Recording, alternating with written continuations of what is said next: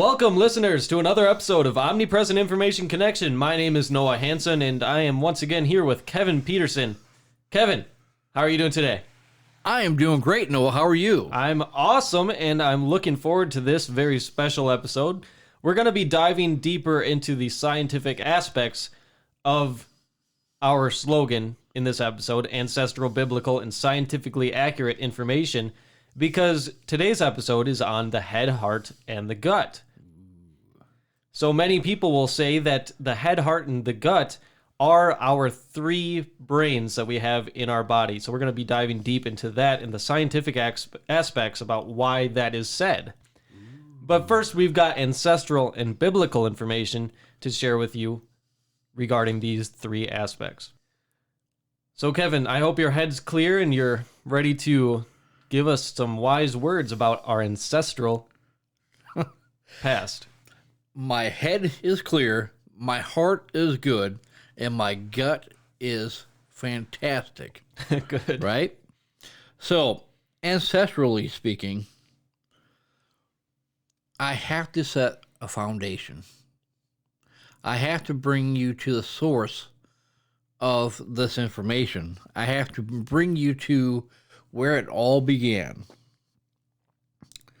Many, many, many years ago, who knows when man was first invented or created, there was a learning process, emotionally, physically, spiritually. And in this process of just living, people had to be able to make different choices and different decisions that were beneficial to more than just them. And in that process, in that learning process, they had to be able to make mistakes. They had to be able to make corrections. They had to be able to make alterations of who they were, right? So going back from the beginning of man, we have all of these different things that were given to us: a head, a heart, and a gut, to be able to put forth an outcome that was positive to be able to sustain life. What our ancestors at that time, at the beginning of creation, didn't know is that they were absolutely establishing the foundation for which all of us today now follow. We may not talk about it, but we need to give credit to the men and the women equal in this process. I couldn't be here today if it wasn't for previous generations of people being able to have a clear head, a righteous heart, and a gut filled with proper positive instincts and abilities to be able to manifest for me to be here today. So, ancestrally speaking, now that you know that someone had to be physically responsible for setting the tone, now throughout generations and throughout history, we have learned to perfect it in ways that if you are following a positive path or pathway, you would then be able to go, oh, I see. It's a part of recognizing a path that was already pre-cut, predestined for you to follow in the first place. But we as human always, and I don't know why, even to this day, we feel the need to have to reconstruct, to be able to rebuild, to be able to regrow a pathway that is already established for us. But because we didn't create it, we get into this selfish mindset that we have to be the founders and the creators of our own pathway. But the authenticated truth is that God created the original microscopic pathway for us in the first place. But then that becomes sensitive, because to each their own is what is often said. Everyone has their own different walk in life. Everyone has their own talk in life. Everyone has their own viewpoints on things. Listeners, let me make this very clear. I'm not giving you a personal or selfish intent conversation here. All I'm doing is bringing you back to the original source for where everything had come from, then being able to give credit to our ancestors, both male and female, neutral, and then from there to be able to then bring you full circle to today, that somehow, some way, through the right teaching, training, motivating, directing, and guiding, you were able to sustain your own life here in the current present. But in the meantime, we all make mistakes. We are not perfect. We will never be perfect. And trying to strive for perfection is to be able to literally go without you being you. Being perfect is the absence of you. If no one else has ever told you that before, let me be the first. Perfection is the absence of you, because there is only one true, perfect entity, that's God. There can never, ever be another God. Let's look through, let's take a gentle walk in history. There have been all different cultures, all different religions, all different races and denominations of people that have had gods before, right? Yes, they have, and we will be actually speaking about that in the biblical section as well. Mm-hmm. But you got to understand, listeners, there's contradictory views, foundational contradictions between what Buddha taught, what Muhammad taught, and what Jesus taught, and then other prophets of all kinds. Absolutely. It's important to know there's a lot of different aspects going into this conversation. Many people will ask, well, why is your God the one God? Why is Jesus so important? Why are you lifting him up on this pedestal, Kevin? Well, you got to understand, listeners, there's evidence beyond a shadow of a doubt historically for Jesus being a real man, for Jesus' resurrection, and for his teachings being extremely authentic and extremely valuable as far as the ethical wisdom behind what he taught. And not only that, but he claimed to be God in the flesh. There were many people at the time of Jesus that claimed to be God, that claimed to be the Messiah specifically. And there was only one that gained any traction, and that was Jesus himself. Why did this happen in the midst of all these different messiahs? Well, there's obviously a certain amount of trustworthiness to his claims, and that is proven biblically in the resurrection. Right.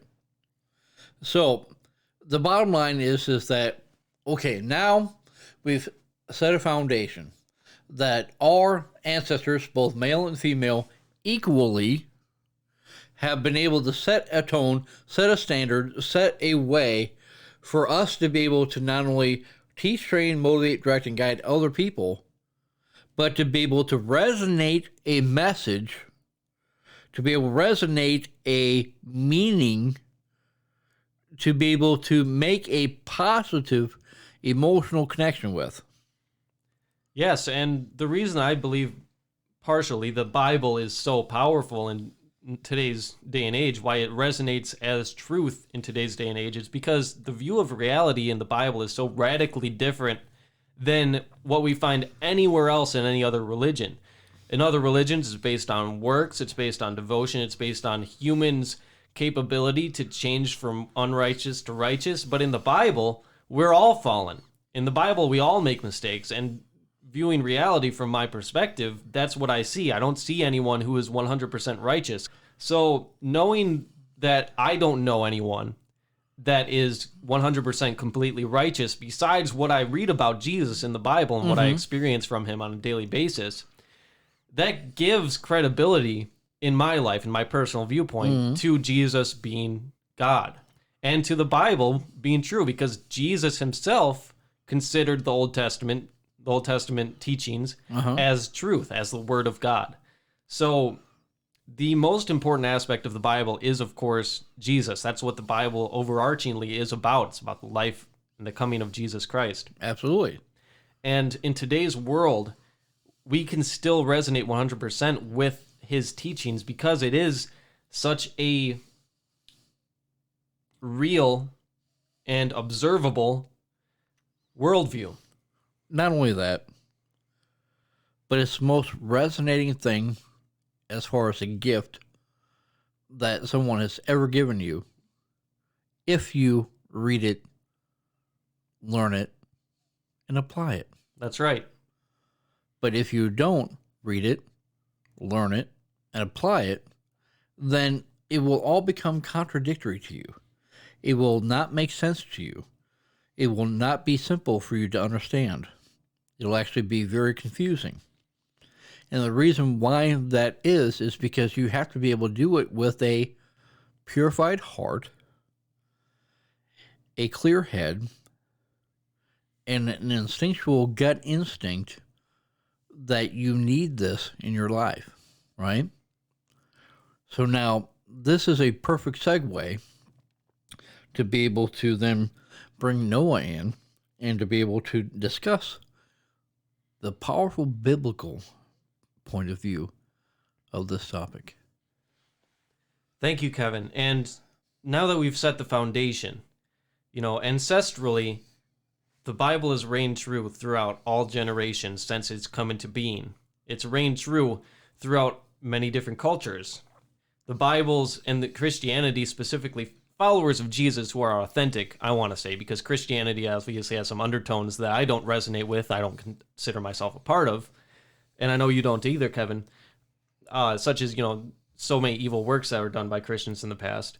But the center of following Jesus has moved throughout the centuries from the Middle East, Northern Africa, Europe, America, and now China, South America, and all of Africa.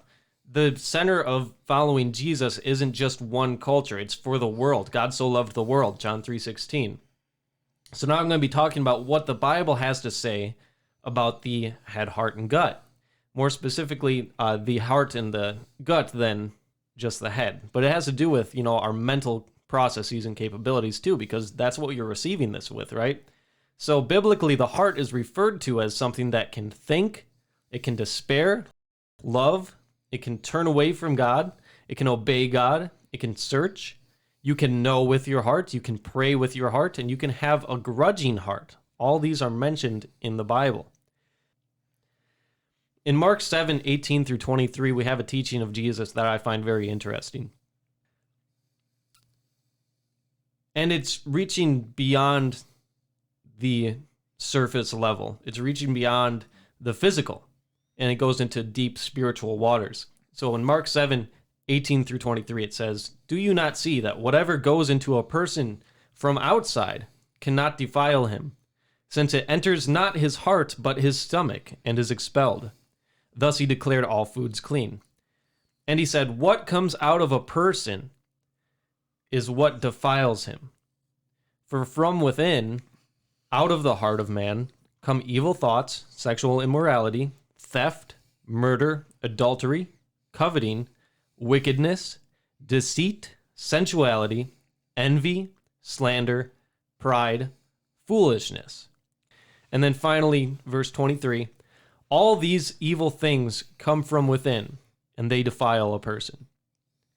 So what is Jesus saying here? Well, he's telling the Pharisees, when they are complaining about his disciples eating with unwashed hands, that unclean hands don't mean anything spiritually. When it comes to eating food, that's all going to be expelled. It's all going to turn to waste. It doesn't matter, really. What matters is what's coming out of your heart. And we're going to go into this scientifically because now with our new discoveries of the human heart, this makes a whole lot more sense too. Why he was talking about the heart specifically, not the head. Not that all these sins were being processed and brought out from a brain perspective. It was a heart-brain perspective. So Next, we're going to talk about, I'm going to tell you what Paul says in 1 Corinthians chapter 8, verses 4 through 13. He says as follows, "Therefore, as to the eating of food offered to idols, we know that an idol has no real existence, and that there is no God but one.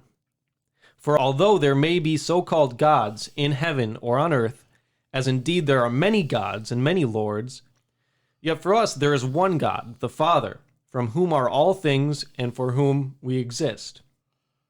And one Lord, Jesus Christ, through whom are all things and through whom we exist." Now, quick pause here. When Paul is saying this, he's talking about many gods and many lords. There's many different gods being worshipped. And I believe what he's referring to is not only, pagan deities, but also idols of the flesh. Things that we really read into, things that we give our lives to that we shouldn't, and put in God's place that we shouldn't.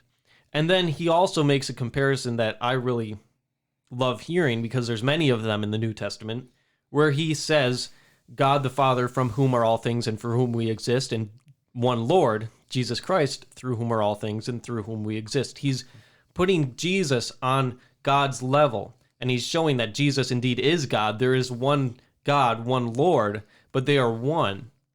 And he's not saying there's one God and then a separate Lord. They are one, right? Correct. He's saying the same exact things about him. Absolutely. Jesus is Lord. And so now moving on to verse 7.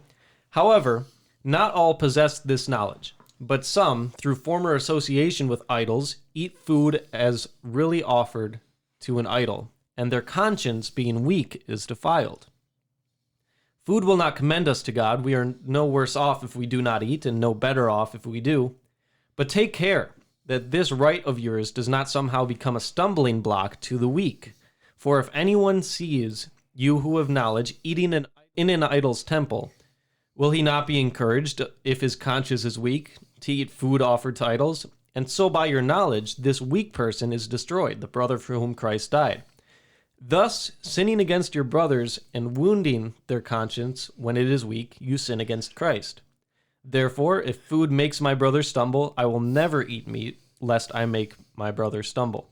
Now, what is he saying here?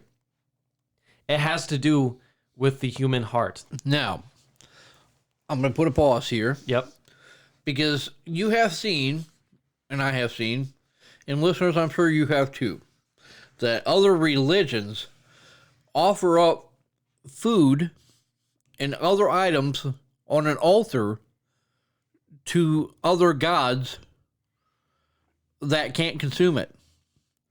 But these gifts, these food offerings, these flower offerings, these other offerings are supposed to be able to then, if you're humble, to be able to then receive money, to be able to receive a marriage, to be able to receive whatever it is that they're wanting. Right, favor. But the bottom line is that all you have ever done to any of it is have it all be spoiled, because Jesus doesn't need food. Right. He doesn't need items. What he needs is you. Believing in him, trusting in him, having faith in him, being able to be guided by him, and last but not least, to be able to love him even higher than you love yourself. With your heart, soul, mind, and strength. Mm-hmm. So, the importance is that just because things become a ritual doesn't make it right. And there has to be a point in time in life to where our intellect, our insights, and our connected abilities can be able to literally proclaim a different way of living. Desire to live in a new way. To be able to get out of the comfort zone of, well, this is what everyone else is doing, so I got to do the same thing. Mentality, right? Now, listeners, I'm not trying to be hard on you. I'm not trying to be able to really scold you or to be able to anything negative. But what I am trying to do is I'm trying to be able to get you to think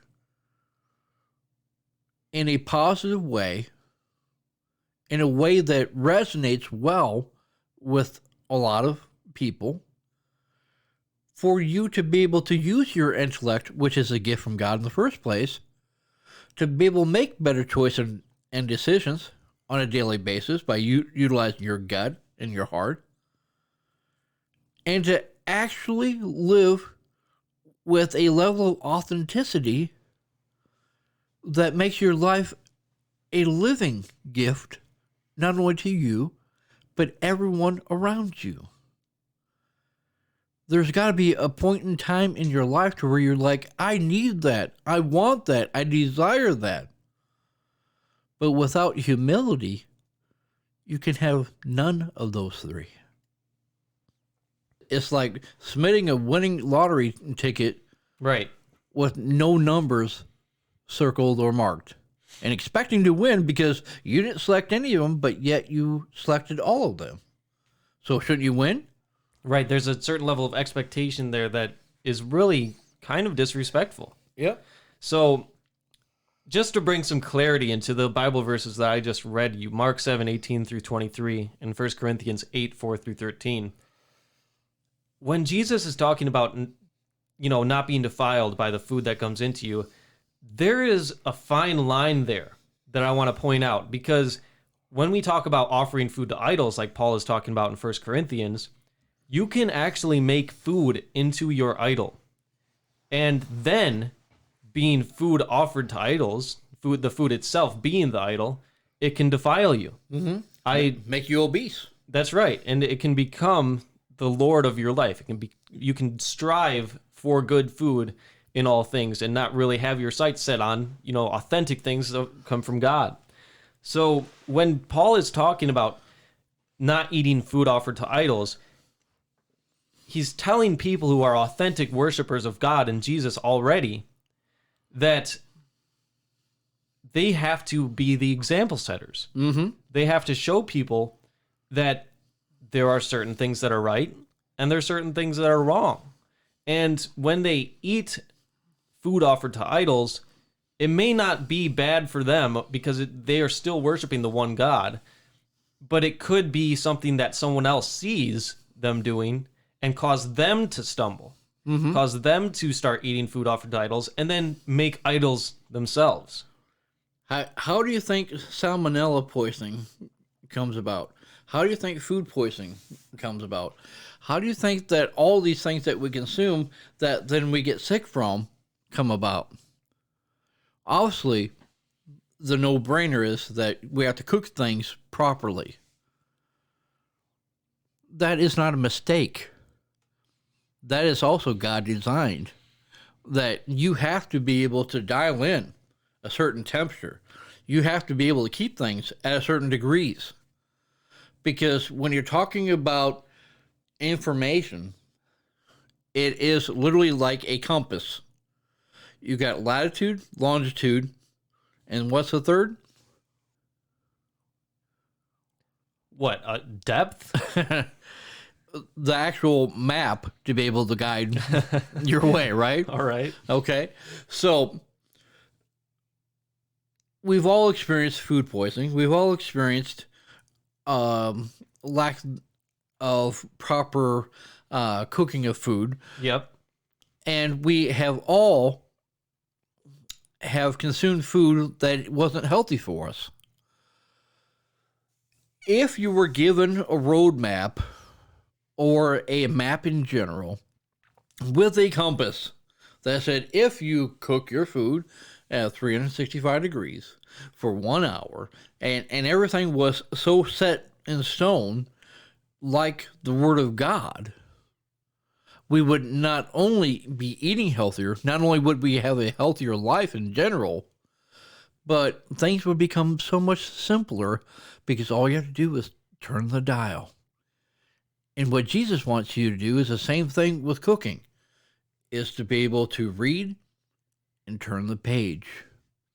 And every time that you do, your information, your knowledge, your experience, your awareness becomes and it grows and it grows and it grows like yeast, right? To eventually becomes the bread of life, to where it becomes so life nurturing, so life fulfilling, and so worth it to not only you but other people. But then you can be able to cut a slice of your homemade bread and give it to another living soul for them to be able to live another day in a new way. Amen. That was beautiful, Kevin. Thank you. All right, moving on to our third and final section of this podcast. We're going to be diving deep into the scientific aspects of our head, heart, and gut. Different discoveries that were made in recent years that can really change our perspective on just how intelligent our bodies are. So, first off, I want to talk about what's called the vagus nerve. And the word vagus stems from the Latin vega, which means to wander. The vagus nerve wanders around the body and has an impact on all of the body's major organs. You're not talking about Las Vegas, right? No, not Fever Las Vegas. We're talking about... So this vagus nerve traveling and wandering all throughout the body is the longest cranial nerve, controlling involuntary body responses, including breathing, speech, swallowing, heartbeat, blood pressure, hearing, taste, circulation, digestion, and our gut's health. So it has a very big impact on our bodies. It also controls bladder movements, orgasms, and fertility. Wow. 3 powerful elements. Yeah, I'll say. So a healthy vagus nerve allows us to access parts of the brain that are responsible for creativity, for higher cognition, and complex decision-making. But in the absence of a healthy vagus nerve, we only have access to parts of the brain that are controlling our primal instincts like fear and fight or flight responses. So the vagus nerve, when it's healthy, it kind of spans out even further and allows us to access different parts of our brain more often. Allows us to be in contact with those parts of our brain. Oh, I see. So the fight or flight and the fear responses, they stem from a very central part of our brains. This part of our brain can often be stimulated, and it is often stimulated whether or not our vagus nerve is arching out that far, whether it's healthy or not. But a healthy vagus nerve is responsible for reaching other areas of our brain that include leadership skills and complex decision making, being able to really think things through. So the functioning of the vagus nerve can be impaired by stress, anxiety, poor lifestyle, smoking, drinking alcohol, overworking, a lack of exercise, proper nutrition, and sleep. All of these things make our vagus nerve less healthy. An unhealthy vagus nerve makes us susceptible to diseases like depression, chronic anxiety, obesity, cardiovascular disorders, hypertension, diabetes, digestive disorders, chronic inflammation, kidney malfunction, infertility, and even Parkinson's. So there are natural ways now to stimulate the vagus nerve, such as the following: controlled breathing, meditation, exercise, omega-3 and probiotic-rich diets, singing, splashing cold water, laughing, hugging, and massage. All of these stimulate our vagus nerve, cause it to grow stronger. Now that I've given you an overview of what's called the vagus nerve, understand this is the connector between our 3 brains in our body, our head, heart, and the gut. So I'm going to be moving from the gut to the heart to the brain and explain the scientific aspects of what was already known in our ancestral history. And the reason I say it's already known is because in the gut, we have different nutrients. We have different food sources that can either cause us to be more healthy or less healthy. And then we need different portions of these different foods in order to get the right bacteria growing in our bellies, to be able to process the right foods and not end up with different diseases that I'm going to name shortly. So our ancestral lineage and heritage had found out through growing different foods and eating different foods, eating different portions of these foods, we can have healthier, or less healthy, not only bodies, but emotions and spiritual lives as well. So it's important to understand that our body and the connections between it all have to do with our spiritual lives as well. And I want to bring in here, Kevin, that I am one to believe that because spirit is subtler and it's not as in our faces as the physical, I believe everything has some sort of start in spirit, such as disease. If we are allowing disease in our life, it's because of something on a spiritual level as well as something on a physical. We may be giving our lives to a certain idol in the physical, which has spiritual implications and also physical implications that bring in disease. So our bodies are bioelectrical energy sources. There's electricity going off in our bodies at all times. And it's a part of everyone's life. It's essential for us to even be alive in the first place. Many people do not know how to harness this bioelectrical energy, though. And with a greater understanding of your head, heart, and gut, and then your spiritual energy sources, we can start to harness it, start to focus in on it, and start to choose where we're putting our energy in the world around us. So the first step is to focus. You must learn to focus your consciousness and harmonize your head, heart, and gut to control where all this electrical energy is going. You need to be able to know on how to harness your authentic intention in order to be able to get an authentic outcome. Because if you do things just to be doing things, going through the motions, you'll be missing out on the most important element, and that's your personal emotion. It's your personal connection to being able to live a life and a lifestyle that is suitable to you. Yes, one thing I love pointing out, Kevin, is that emotions are energy in motion. Emotion. So our emotions have a large part to play in our spiritual lives. When we have positive emotions and positive intentions with emotion behind it, then we're going to get different outcomes than if there's absolutely no emotion. We're just going through the motions. There's no E in it. There's no energy to back it up. And this bioelectrical energy is, like I said, a part of everyone's life, and we need to learn how to focus it. And we should be focusing it with the right God in place.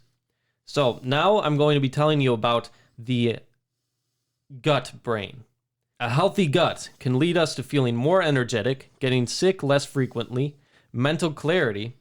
It can lead to good emotional well-being and better long-term health in general. An unhealthy gut is related to autoimmune conditions, diabetes, neurodegenerative disorders like Alzheimer's, and emotional issues like anxiety and depression. Tryptophan is a nutrient that we need. It's essential. And it produces serotonin and melatonin. And so serotonin is what's called oftentimes the happy chemical. It causes us to be joyful, feel good feelings, basically. And melatonin causes us to have a healthier sleep life, a healthier restoration period, right? And then there's another chemical. It's called tyrosine, and it's found in almonds, lentils, and seeds. Tryptophan, by the way, is found in chia seeds, turkey, and eggs, and other types of foods.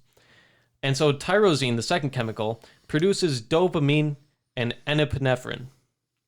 And that's also called adrenaline.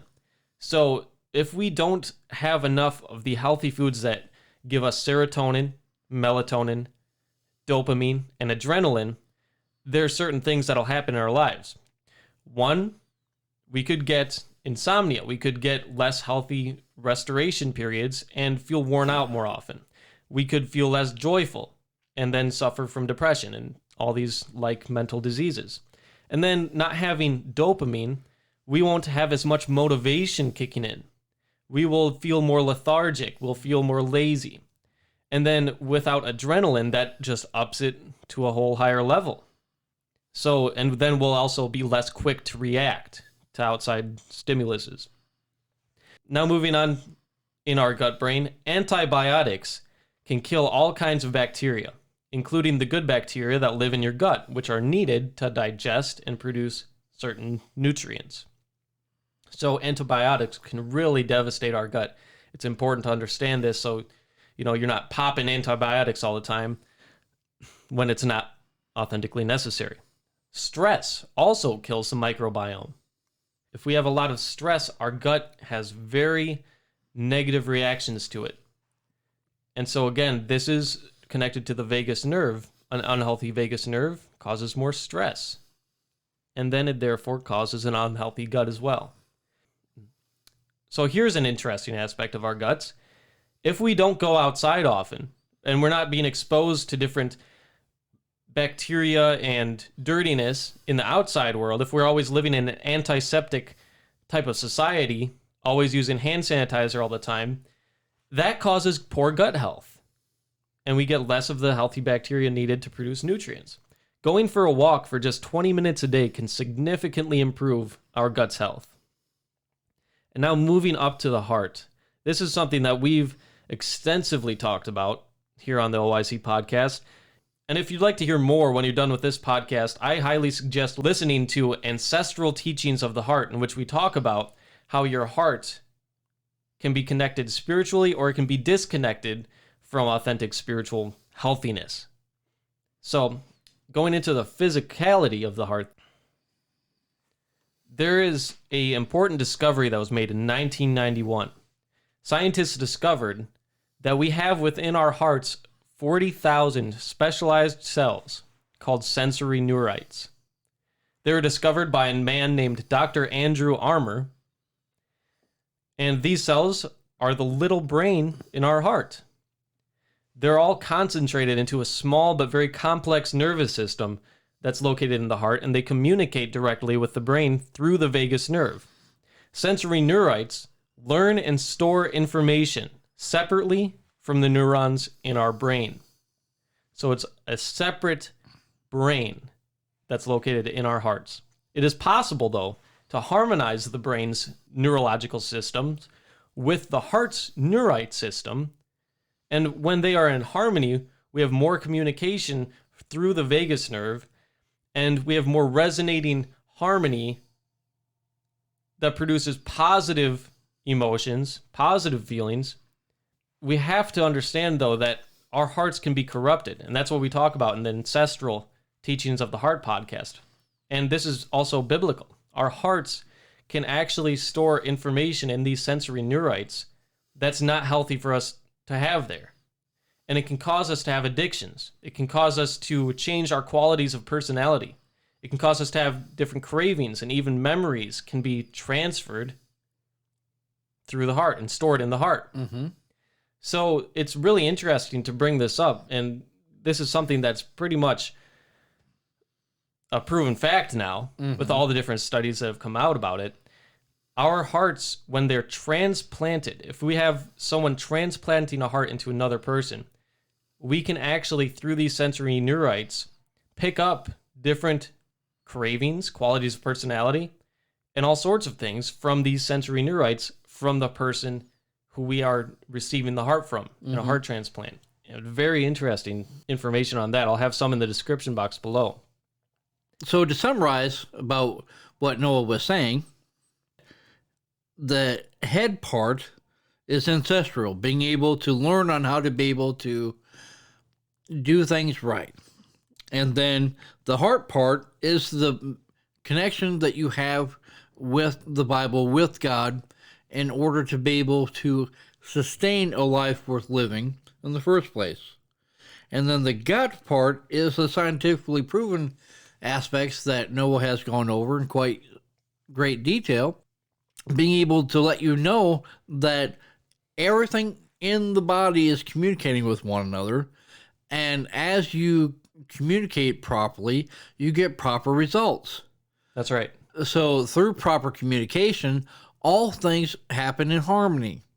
So to summarize, ancestrally, biblically, and scientifically, is that as long as you are putting these three elements into your life on a daily basis, you will come to a harmonious plateau between you and God, to where you can be able to then just live your life according to God's will, benefiting everyone along the way as well as yourself, because you're thinking right, your heart is pure, and that your gut has the instincts and the knowledge and the know-how to be able to apply the information, the wisdom, the techniques that are needed for you to win day after day after day.